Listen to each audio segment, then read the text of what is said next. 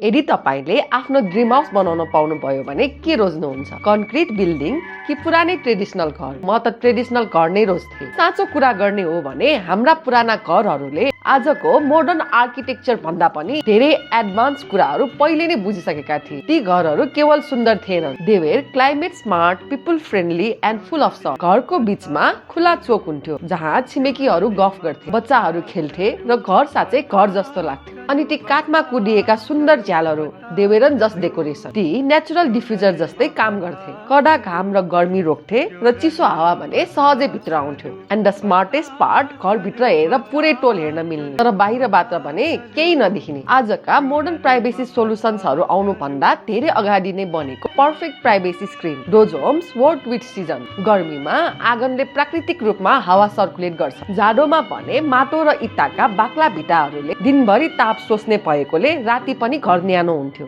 पहिले home was more than concrete, तर अहिले सबैतिर उही बेज भिटाहरू, सेता टाइल्स, उही लेआउट, उही फर्निचर र उस्तै बाल्कनी जहाँ राम्रोसँग उभिन पनि सकिँदैन। हामीले आर्किटेक्चर साथेर एयर कन्डिसनिङ रोज्यो, समुदाय साथेर प्राइभेसी रोज्यो र क्राफ्टम्यानशिप साथेर कन्भिनियन्स। पहिलेका घरहरू मौसम र सम्बन्धलाई ध्यानमा राखेर बनाइन्थ्यो, अहिलेका घरहरू रिसेल भ्यालु हेरेर बनाइन्छ। आई एम नट सेइङ कि हामीले प्रोग्रेस रोक्नुपर्छ, but why does progress mean we have to remove our own identity? Because homes used to feel alive.